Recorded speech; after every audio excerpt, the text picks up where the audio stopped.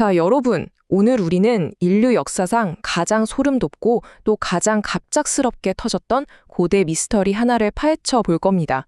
그냥 흔한 옛날 이야기나 신화가 아니에요. 세계에서 가장 잘 나가던 제국의 심장부에서 그야말로 권력의 정점을 찍고 있던 왕이 어떻게 단 하룻밤 사이에 완전한 파멸을 맞이하게 됐는지 그 충격적인 사건의 전말을 해설해 드리겠습니다. 벽에 쓰인 그 기이한 글자들, 과연 어떤 무서운 비밀을 품고 있을까요? 지금 바로 시작해보죠. 일단 이 기가 막힌 상황부터 한번 상상해 보세요. 세상에서 제일 화려한, 그야말로 끝내주는 왕의 파티가 한창이었습니다. 그런데 갑자기 허공에서 사람의 손가락들이 불쑥 나타나더니 불빛이 일렁이는 벽면 위로 알 수 없는 글자들을 쓱쓱 새겨넣기 시작하는 겁니다. 와, 진짜 말도 안 되는 초자연적인 현상이죠? 그 귀청이 떨어질 때 시끄럽던 축제장이 일순간에 찬물 끼얹은 듯 조용해졌습니다. 아니, 세상에서 제일 안전하다고 믿었던 왕궁 한가운데서 도대체 무슨 일이 벌어지고 있었던 걸까요? 사건의 발단을 제대로 이해하려면 시간을 조금만 되돌려봐야 합니다. 바벨론의 마지막 왕 벨사살이 열린 어마어마한 연회장 안으로 들어가 보시죠. 무려 1000명, 1000명이나 되는 귀족들을 싹 다 불러 모았습니다. 최고급 포도주가 그야말로 물처럼 콸콸 쏟아지고 있었고요. 사실 이건 그냥 평범하게 먹고 마시는 회식 자리가 아니었습니다. 우리 바벨론 성벽은 절대 안 무너져 하는 끝없는 오만함 속에서 왕이 자신의 절대적인 권력과 부를 온 세상에 과시하려고 작정하고 벌인 엄청난 규모의 정치적 쇼였던 거죠. 그런데 여기서 문제가 하나 터집니다. 상황을 좀 더 깊이 파고 들어보면요. 거룩함과 속됨이 말 그대로 정면 충돌하는 걸 볼 수 있습니다. 술에 잔뜩 취한 벨사살 왕이 절대 넘지 말아야 할 선을 팍 넘어버린 거예요. 과거에 예루살렘 성전을 부수고 전리품으로 챙겨왔던 그 거룩하고 성스러운 성전의 그릇들을 연회장으로 당장 가져오라고 명령을 내린 겁니다. 그리고는 어떻게 했느냐? 그 거룩한 잔에 술을 콸콸 부어 마시면서 자신들이 만든 금, 은, 동, 우상들을 찬양하기 시작했습니다. 가장 거룩해야 할 물건들을 완전히 속된 도구로 전락시켜 버린 거죠. 청교도적 관점에서 이 대목을 해석해보면 정말 날카로운 통찰을 얻을 수 있습니다. 이건 그냥 통제력을 잃어버린 왕의 가벼운 술주정이 아니었어요. 이건 만군의 여호와 하나님을 향한 아주 의도적이고 공개적인 도발이자 모독이었습니다. 하나님의 성물을 대놓고 더럽힘으로써 그분의 영광을 자기가 쏙 가로채려고 한 극도의 교만이었던 거죠.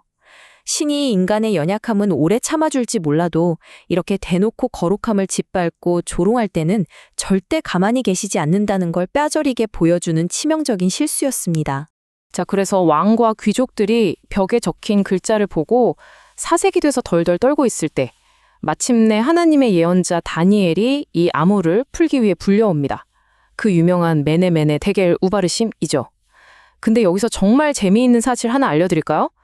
이 신비로운 단어들, 무슨 알아들을 수 없는 고대 마법의 주문 같은 게 아니었습니다. 당시 아람어권 사회에 시장통에서 아주 흔하게 쓰이던 화폐나 무게단이었어요.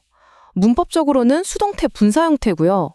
아니, 일상에서 매일 쓰는 돈 계산하는 단어들이 대체 어떻게 그렇게 무시무시한 사형 선고가 되었을까요?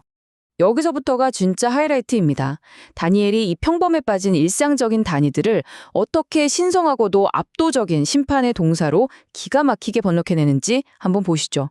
문화, 세겔, 베레스라는 그저 흔한 경제 용어들이 다니엘의 입을 딱 거치니까 세워보았다, 달아보았다, 나누어졌다 라는 하나님의 아주 강력하고 능동적인 심판의 행동으로 180도 탈바꿈해버립니다. 시장 바닥에서 쓰이던 단어들이 우주적인 심판자의 날선 판결문으로 바뀌는 정말 경이로운 순간이죠. 조금 더 현미경을 들이대서 각 단어의 뜻을 해부해 볼까요? 첫 번째, 외네. 이건 개수하다, 그러니까 숫자나 날짜를 센다는 뜻입니다. 하나님께서 이 거대한 바벨론 제국에 허락하신 날들을 이미 꼼꼼하게 다 세워보셨고 이제 한계점이군 하고 끝을 선언하신 겁니다. 그런데 여러분, 여기서 매네가 2번이나 반복해서 쓰였다는 거 눈치채셨나요? 매네매네. 이건 절대 우연이 아닙니다. 심판을 절대 물을 수 없다. 제국의 종말이 완벽하게 픽스되었다는 그 절대적인 확실성에 아주 도장을 쾅쾅 찍어버리는 겁니다. 자, 두 번째 단어인 대겔로 넘어가면 상황이 훨씬 더 예리하고 개인적으로 변합니다. 대겔은 저울에 달아보았다는 뜻이거든요. 세계에서 가장 높은 왕자에 앉아 떵떵거리던 벨사살 왕을 하나님의 공이라는 아주 엄격하고 무서운 저울 위에 떡하니 올려놓아 본 겁니다. 결과가 어땠을까요? 네, 완전 참담했습니다. 왕으로서 가져야 할 경건함, 책임감, 태도, 이 모든 게 심각한 함량 미달이라는 게 백일하에 드러난 거죠. 권력의 무게는 천근만근이었을지 몰라도 하나님이 보시는 영적인 무게는 깃털처럼 가벼웠던 겁니다. 이제 마지막 암호 우바르신을 해독해 보겠습니다. 발음이 좀 독특하죠? 여기서 우는 그리고라는 접속사고요. 바르신은 페레스라는 단어의 복수형입니다. 이걸 직역하면 아주 단순합니다. 조각조각 나뉘다. 맞습니다. 영원할 것만 같았던 절대 무너지지 않는다고 큰 소리치던 이 거대한 바벨론 제국이 산산조각으로 쪼개져서 결국 메데와 페르시아 사람들의 손에 통째로 넘어가게 될 거라는 엄청난 종말의 선고였던 겁니다. 이 이야기가 우리에게 주는 또 하나의 충격은요, 이 하나님의 판결이 정말 무서울 정도로 순식간에 집행됐다는 겁니다. 이 긴박했던 하룻밤의 타임라인을 한번 쭉 따라가 볼까요? 초저녁에 영원한 권력을 뽐내는 오만한 잔치가 열렸죠. 늦은 밤 허공에서 손가락이 나타나 글자를 씁니다. 바로 그 무렵 다니엘이 불려와서 충격적인 해석을 쏟아내고요. 자정을 넘기자마자 도저히 함락시킬 수 없다던 그 거대한 바벨론의 성벽이 허무하게 뚫려버립니다. 그리고 동이 틀 무렵 세상의 주인은 완전히 바뀌어 있었습니다. 믿어지시나요? 이 모든 역사의 대격변이 진짜 단 하룻밤 몇 시간 만에 벌어진 일입니다. 자, 우리는 지금까지 한 편의 블록버스터 스릴러 영화 같은 고대 미스터리의 암호를 풀어봤습니다. 하지만 오늘 해설의 진짜 목적이 그냥 옛날에 이런 신기한 일이 있었대 하고 끝나는 건 아니겠죠? 이 역사적 사건은 오늘날 현대를 살아가는 우리 자신의 내면을 비춰주는 거대한 영적 거울이 됩니다. 개혁주의와 청교도 신학자들은 이 짧고 강렬한 하룻밤의 사건 속에서 우리가 평생을 두고 뼈에 새겨야 할 아주 깊고 심오한 영적 진리들을 길어 올리거든요. 이런 신학적인 의미들이 좀 복잡하고 무겁게 느껴질 수도 있는데요. 그래서 머리에 쏙쏙 들어오게 딱 4가지 핵심적인 청교도적 교훈으로 정리를 해봤습니다. 첫째, 하나님의 절대 주권. 둘째, 우리의 인생을 계수하신다는 것. 셋째, 피할 수 없는 갑작스러운 심판. 그리고 마지막 넷째가 최종적인 메시아적 소망입니다. 어떤 의미인지 하나씩 차근차근 짚어보겠습니다. 첫 번째 교훈, 바로 절대 주권입니다. 여기서 우리가 놓치지 말아야 할 가장 중요한 포인트는 이겁니다. 이 세상에 아무리 잘 나가는 막강한 제국이라도, 아무리 강한 군사력을 쥐고 흔드는 오만한 권력자라 할지라도 절대 네버 하나님이 통치하시는 손바닥 밖으로는 단 한 발짝도 나갈 수 없다는 사실이죠. 권력자들은 자기들이 역사를 마음대로 쥐락펴락하는 줄 착각하지만 진짜 역사의 주관자는 오직 하나님 한 분이시라는 것. 왕을 세우기도 하시고 하룻밤새에 흔적도 없이 패해버리기도 하시는 분이라는 걸 너무나 선명하게 보여줍니다. 두 번째 교훈은 우리의 삶을 달아보심에 대한 이야기입니다. 그 옛날 교만한 벨사살을 저울에 다셨던 하나님은요, 지금 이 순간에도 살아계셔서 우리 각자의 인생과 행동을 매일매일 저울에 달아보고 계신다는 겁니다. 그래서 하나님 앞에서 진짜 제대로 살아보고자 했던 청교도들은 바로 이 데겔의 말씀을 심장에 콕 박아두고 살았습니다.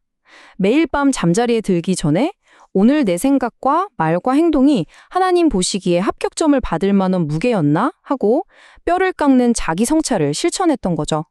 정말 대단하지 않습니까? 세 번째는 심판의 갑작스러움이 주는 아주 뼈 때리는 경고입니다. 여러분, 심판이 정확히 언제 들이닥쳤는지 기억하시나요? 벨사살 왕이 우리 제국은 너무 안전해. 내 권력은 영원할 거야. 라고 확신하며 가장 신나게 파티를 즐기고 있던 바로 그 연회의 정중앙에 벼락처럼 떨어졌습니다. 이건 오늘을 사는 우리에게 아이고 살만하다 하면서 영적인 안일함에 빠져있지 말고 언제든 심판이 올 수 있다는 걸 기억하며 항상 깨어있으라는 아주 강력한 종말론적 경각심을 일깨워주는 겁니다. 자, 이제 마지막 네 번째 교훈인데요. 만약 이 이야기가 그냥 무서운 심판으로만 끝난다면 너무 숨이 막히겠죠. 다행히도 이 모든 두려운 심판 너머에는 찬란한 메시아적 소망이 기다리고 있습니다. 인간이 아무리 용을 쓰고 세운 화려한 지상의 제국도 결국은 우바르신, 산산조각 나서 망해버립니다. 하지만 성경이 진짜 하고 싶은 말은 다 망한다가 아니에요. 세상의 권력들과는 차원이 다른 예수 그리스도를 통해 세워질 결코 흔들리거나 무너지지 않는 영원한 하나님의 나라, 그 변함없는 소망을 우리가 꽉 붙들게 만드는 것이죠. 자, 이제 오늘 해설을 마무리하면서 여러분의 마음을 콕 찌르는 아주 개인적이고 도발적인 질문을 하나 던져보려고 합니다. 수천 년 전 그 무너져 내린 고대 연회장의 먼지 속에서 빠져나와서 지금 당장 여러분의 삶으로 시선을 한번 돌려보세요. 만약, 정말 만약에 바로 오늘 밤 당신의 삶의 가치와 믿음이 그 엄격하고 거룩한 하나님의 저울 위에 딱 올려진다면 과연 그 눈금은 어디를 가리키고 있을까요? 함량 미달일까요? 아니면 묵직하게 그 값을 다 할까요? 벽에 쓰였던 그 옛날의 엄중한 글자들이 오늘 내 삶이라는 벽 위에는 어떤 메시지로 적히고 있는지 한번 깊이 고민해 보셨으면 좋겠습니다. 오늘 해설은 여기까지입니다. 끝까지 함께 해주셔서 정말 감사합니다.